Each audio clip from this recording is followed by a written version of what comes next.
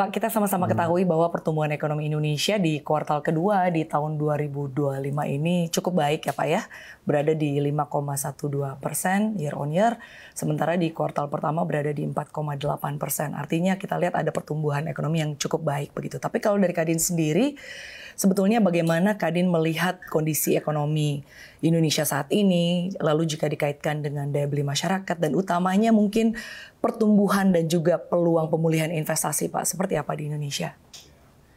Jadi kami kan di Kamar Dagang dan Industri tentu fokusnya ya kepada perdagangan dan perindustrian yang tujuannya untuk menghasilkan ya perekonomian yang didukung dengan investasi dan tujuannya supaya lapangan kerja itu terus bertambah. Nah, kalau kita lihat di data terakhir kan 5,12% di kuartal 2. Dan ini banyak yang menyaksikan di awal bahwa bisa jangankan 5,12, tapi di atas 5% aja susah. Ya. Tapi kebetulan karena saya juga sebagai Ketua Umum Kadin itu mempunyai Kadin Provinsi dan Kadin Kabupaten Kota, jadi saya sedikit banyak mengetahui denyut ekonomi ini semua.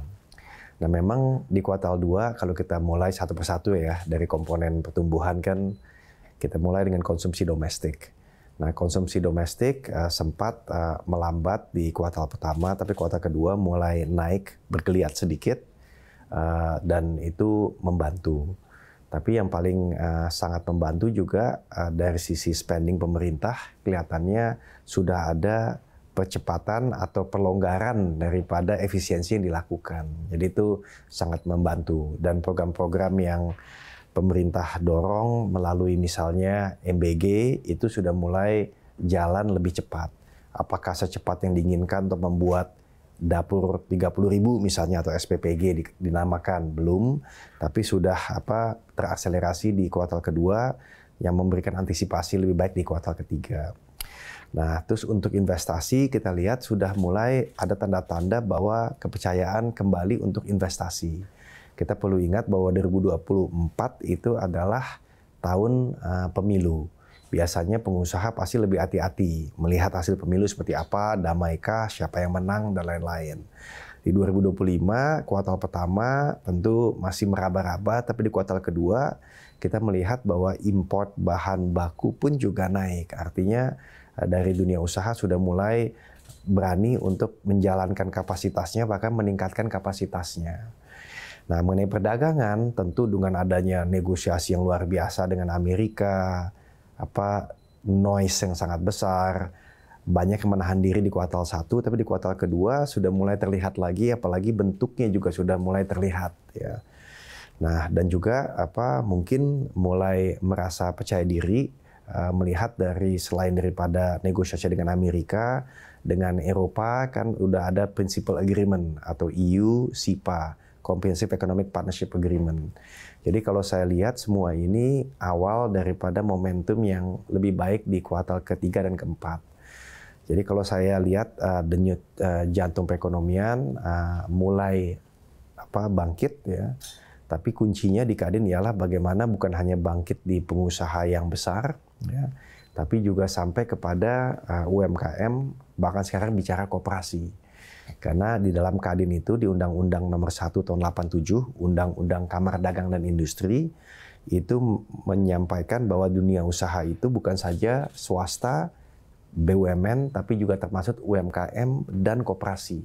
Dan itu di bawah naungan Kadin. Jadi melihat pemerintah juga mempunyai program yang membawa kegiatan ekonomi berlanjut, kita lihat Kadin juga bukan hanya mau tapi sangat tertarik untuk berkembang bersama, karena kami juga mesti menggerakkan perekonomian sembari menggerakkan juga roda organisasi, yaitu sampai di kabupaten kota. Jadi program-program seperti tadi MBG, makanan bergizi gratis, lalu program nantinya Koperasi Desa Merah Putih, maupun juga kita bicara program KUR untuk kepemilikan rumah yang layak huni. Nah ini bisa menggerakkan ekonomi sampai ke level yang paling bawah, tapi kuncinya implementasi dan juga entrepreneurship. Nah disitulah Kadin bisa menjadi mitra yang membantu untuk supaya implementasinya baik. Baik Pak, di tengah berbagai program prioritas yang dicanangkan oleh pemerintah saat ini, artinya kita melihat bahwa sebetulnya kita saat ini sedang berada di situasi yang cukup menantang begitu ya. Tapi kalau dari Kadin sendiri Pak, sebetulnya di tengah situasi yang cukup menantang saat ini, peluang bisnis apa yang menurut Kadin cukup prospektif atau cukup promising yang bisa ditangkap ya kurang lebihnya dalam waktu 2 atau 3 tahun ke depan? Ya, kalau dalam satu termin ialah ketahanan pangan. Ya. Tentu ketahanan energi, ketahanan air, sekolah, dan juga pendidikan tuh menarik tuh. Sektor-sektor yang patut dicermati.